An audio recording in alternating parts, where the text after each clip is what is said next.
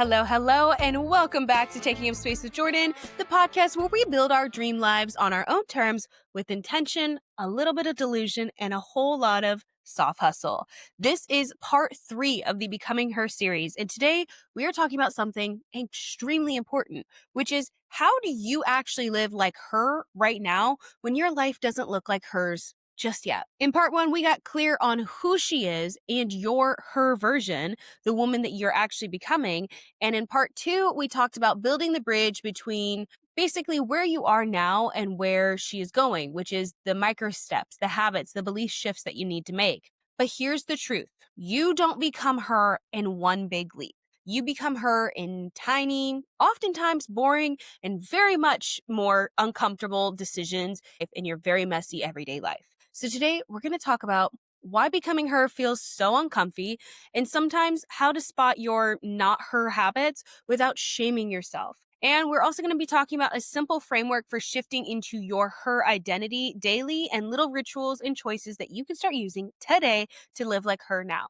And what to do. So grab your coffee, your journal, your matcha, your emotional support water bottle, and let's get into it. And because I think it's funny, hey bestie, did you fold that laundry yet? So let's start with something a little small, but also very big. When you imagine that other version of yourself, that dream version of you, does it feel awkward? Does it feel uncomfortable? It should. It should feel that way. We're so used to thinking that if this were really meant for me, it would feel easy. But growth almost never feels easy. It feels like saying no and then feeling guilty for an hour. It's resting and wondering if you're lazy. It's charging more and feeling like you're scamming people. Being loved well and low-key waiting for that other shoe to drop. That's not proof that you're doing it wrong. That's proof that you're moving out of this survival mode and into something new.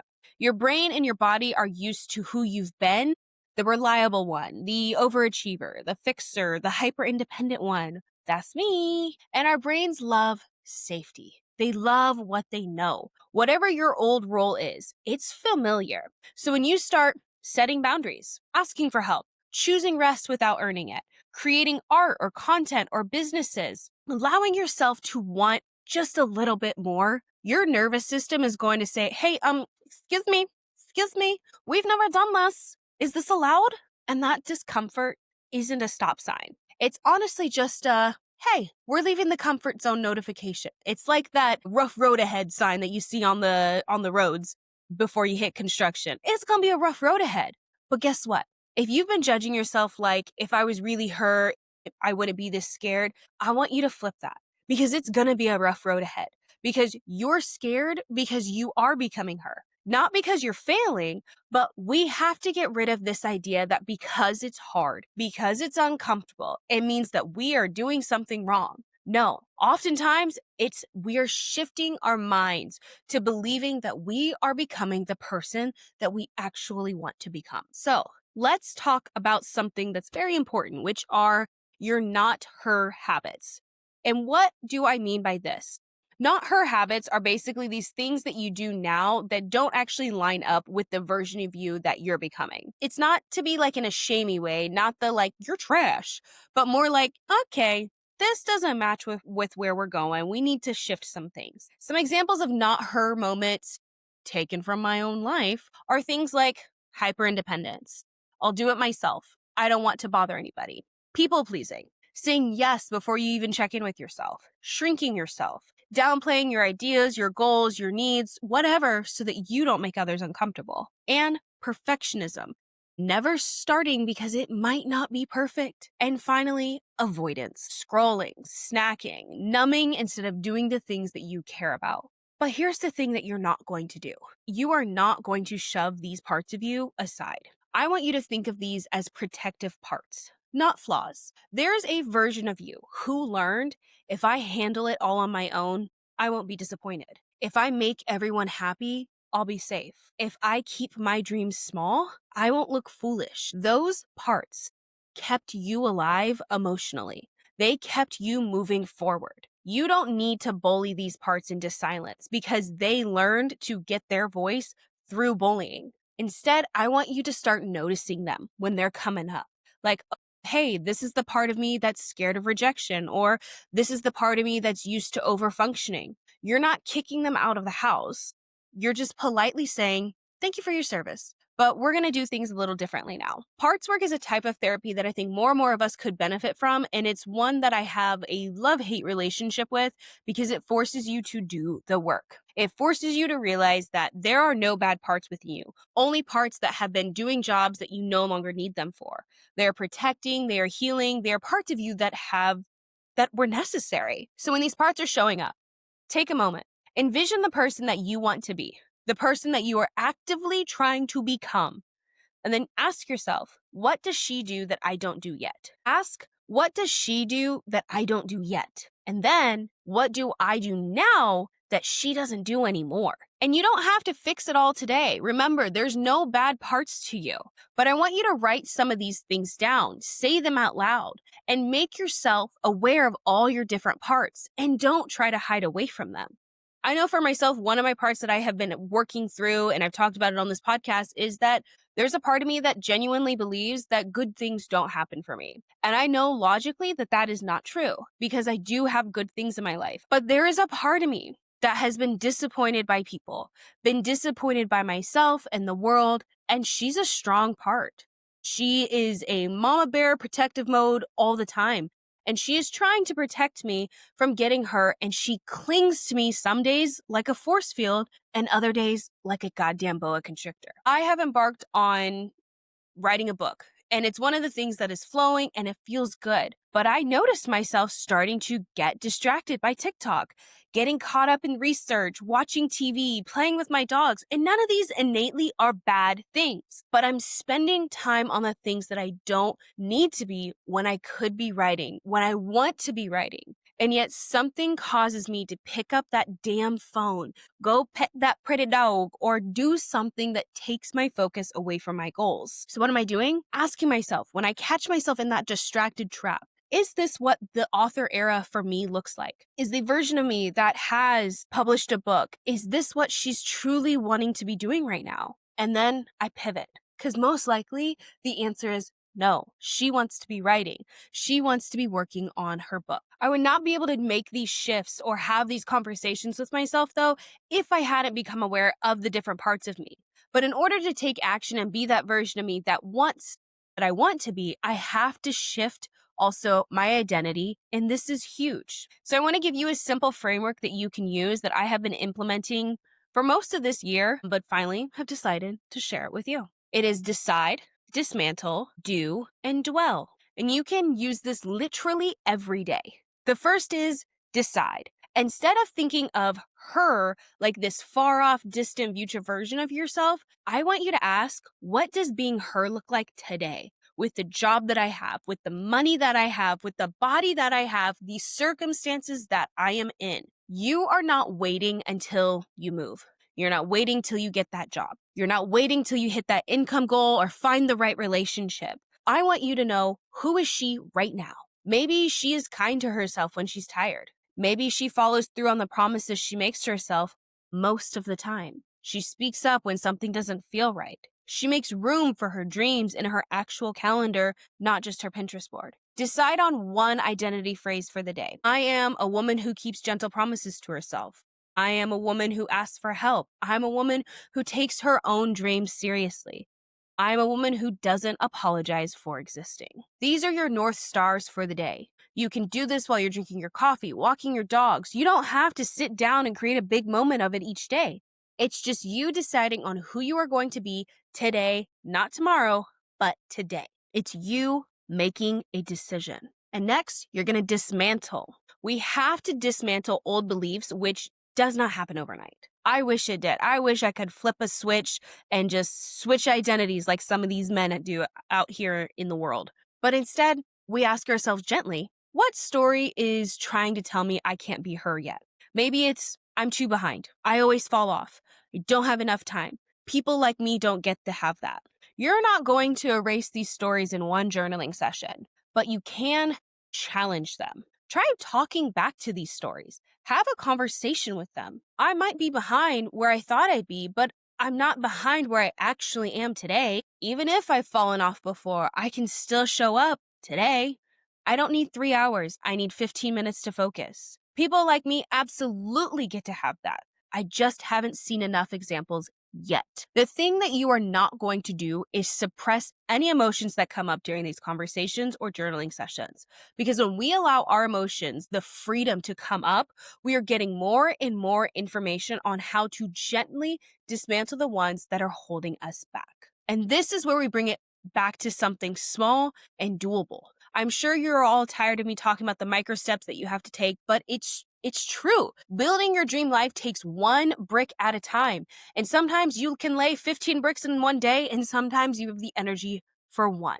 But you can't build a castle in one day. So as always, ask yourself, what's one thing I can do today that future you would do? We have to start aligning our actions today with our future selves, and that is going to feel uncomfortable. So get comfortable with being uncomfortable to start. Sending that email, drinking water and going to bed at a decent time, filming the video instead of everything being perfect or having the perfect setup, saying no to the thing that you generally don't want to attend, and applying for the job even if you don't feel 100% ready. One thing, not 12.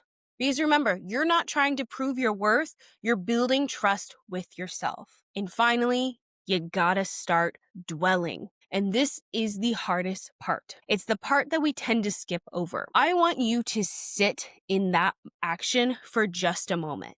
I want you to take a breath and say, that was me being future me. Let yourself feel proud of yourself for doing the thing for 30 seconds, even if it felt small or awkward. And this is why I mean dwell. Dwell in it, sit in it. And then I want you to write it down. Today, I showed up like her. This is how you will start to see your brain make a transformation. Your brain is going to start to say, we really are different now. We really are becoming someone new. And you're not becoming her later. You're collecting evidence that you're in the process today. Our brains love something more than safety, evidence, patterns. When we rewire our brains to see different patterns of success, of follow through, of self-trust, it starts to expect those patterns instead of the old ones. And this is why dwelling matters so much. You are literally teaching your nervous system, this is who we are now. And I understand that this can all feel like a lot. The doing, the dismantling, the dwelling, the deciding. It's a lot. So take a breath for a second. We are not overhauling every part of our life with thousands of little micro choices. We're not doing that. No, we are going to start slowly, daily, with just a few practical practices. So I'm going to walk you through a few things that I'm doing to align with my own version of her, a future me, so that you can maybe get inspiration to apply it to your own life. So first, I want to start with her morning choice. It takes 2 minutes. The first thing I ask myself in the morning after I give my dogs and cat their mandatory snuggies and kissies, one thing I do is ask myself, what is future me going to be grateful for today? But here's the kicker. We aren't looking at 10 years future me. I'm talking so much sooner than that. I want, what does Jordan in 8 hours from now happy that I did? And this can look like making my bed, which I don't do every day, drinking a glass of water before my coffee, which I don't do every day, writing in my journal, even if it's just one sentence, lighting a candle while I answer emails, putting my phone in another room while I prep for my day. You're not trying to copy someone else's routine on Instagram. Even the routines that I post on my account are for me. They are meant to inspire and encourage for you to build routines that work for you. Because you're learning to be the woman who cares about herself enough to just do one small thing.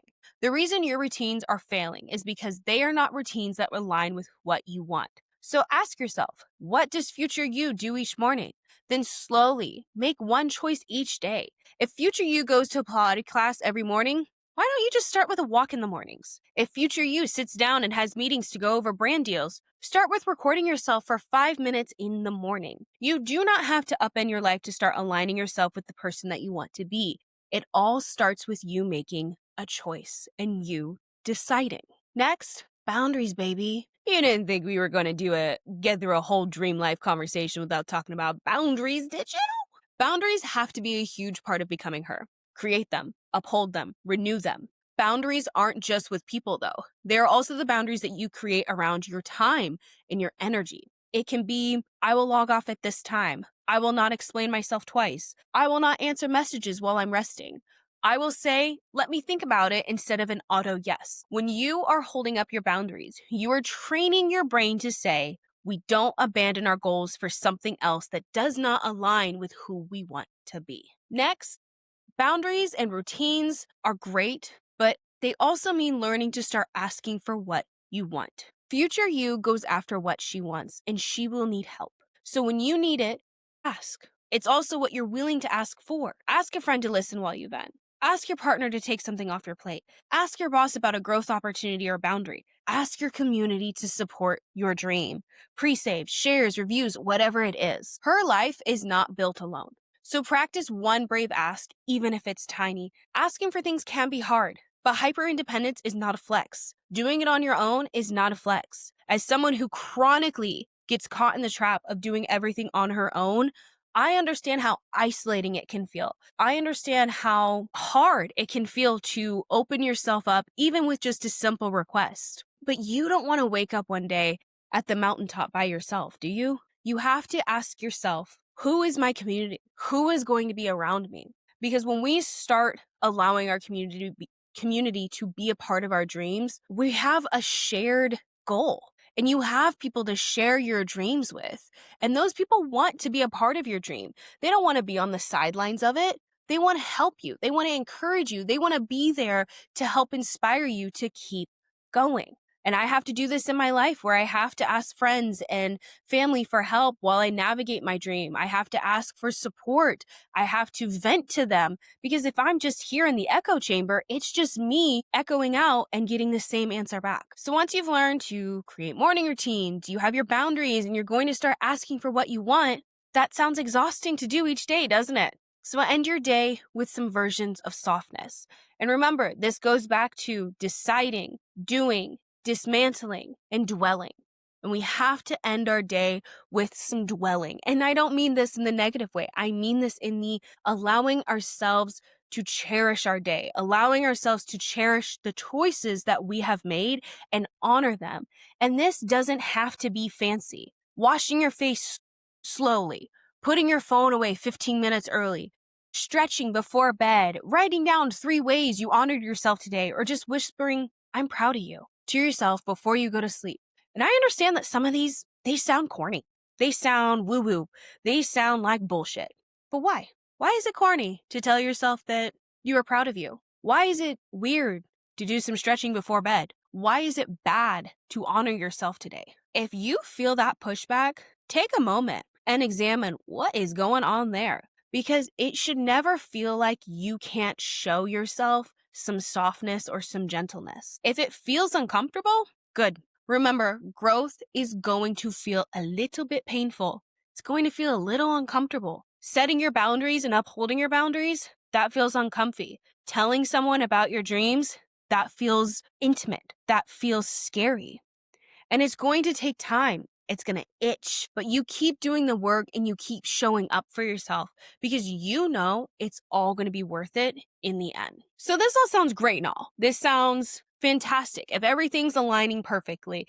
But what happens when things go sideways? Because they're going to. I am acutely aware of how sideways life can go because, your girl's been through it. And some mornings I open my eyes and it all feels impossible. I'm immediately hit with all of my failures. I am immediately hit with all the things that I have to get done by myself. And I'm already defeated before I've even put my feet on the ground and gotten out of bed. And I do want to pause right here for just a moment because this matters, especially during this time of year. If you're in that place, if the heaviness isn't just a moment, but a pattern, please reach out to someone who loves you. A friend, a sibling, a coworker, anyone who you feel safe with to share your truth with.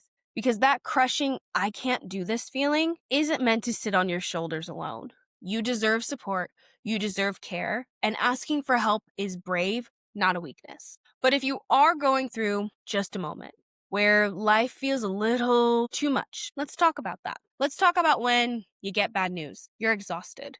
You're grieving, you're anxious, you fall off your routines, or your life looks nothing like the Pinterest board you made last January. Here's the thing. Becoming her is not a straight line. It's more like a bottomless pit of a spiral for a really long time. You circle back to similar lessons, but with more awareness and more self-compassion each time. And on the hard days, being her might mean not doing the workout and choosing rest instead, crying in the shower and then texting a friend instead of disappearing, letting the dishes sit and going to bed because you just need some sleep. It can also look like going to therapy, saying, I can't do this alone anymore. All of those things count as becoming her. Because guess what? Every single one of those things is a decision that is putting your best interest first. It is putting your self-care. It is putting your body first. It is putting your mind first. And that is what is important. The most important becoming her thing, becoming her action that you can do is not abandon yourself when things get hard, though. If you struggle with all or nothing thinking, I missed a day, so I might as well give up, I want you to try this reframe. I didn't fall off, I just paused, and I can press play again today. You do not have to earn the right to start again. You're allowed to come back to yourself every single time. I know for myself that I've had to restart my life often, more than I would honestly like if I am completely honest. But I think one thing that I do love about who I am and how much I have gone through is I have proven that I will get back up. And it's not necessarily about being resilient. It's about understanding that I do have goals, I do have dreams, and I am going to fail.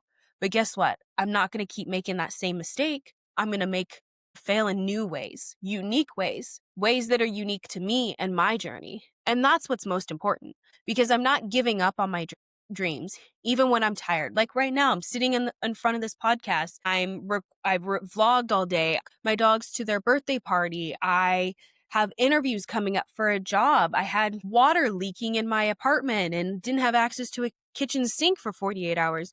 So I get it. When life is lifing, it can feel hard. It can feel like you just want to abandon things. You just want to sink into it. But the thing is, if you have a goal, if you have a dream, you got to keep going. You got to find a way, one small way to get up and keep going. And today, for me, my small way was making sure that my dogs were tired before I sat down to film. It was giving myself a little treat of making sure that my dinner was already done when I got home so that I didn't have to think about where I was going, what I was going to eat, or how I was going to clean up the kitchen or anything like that. I gave myself room and space to show up in this space so that I could do my dream. I could show up. And that's what's most important when it comes to becoming her, is showing up for you and not abandoning yourself. And before we wrap up, I want to give you a few questions to journal on, because I don't think I've really given that many questions. Also wanted to say that all of the next week will be the last part or Becoming Her series. And then I'll kind of go back to the normal type of stuff that I have, but everything will be in one singular blog post, and that will be going live probably the week of Christmas. I want to say maybe December 20th or 21st, but make sure you're subscribed to me on TikTok and Instagram, because that will be where the date is dropped first. But anyways, journal prompts. And you can pause here later and come back with your notebook if you want to, but they will also be available on the blog as well.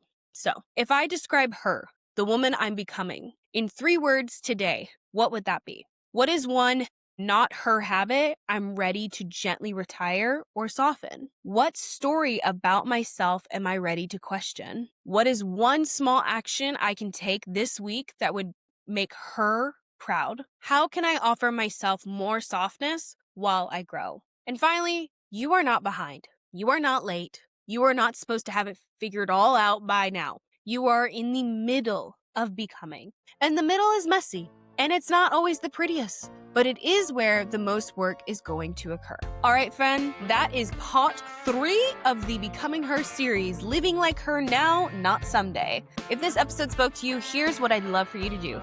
Take a little screenshot of this episode and share it on your stories or on TikTok, and tell me, what's one thing you're going to do this week as her? Tag me so I can cheer you on, because I genuinely love seeing you build a life that actually feels like yours. And if you're new here, hit follow or subscribe so that you don't miss the next episode in the series and all the cozy, a little unhinged dream life conversations that we have around here. Thank you for hanging out with me today. I'm proud of you, not because you're perfect, actually, because you're choosing to keep going. I'll talk to you next time. Kisses!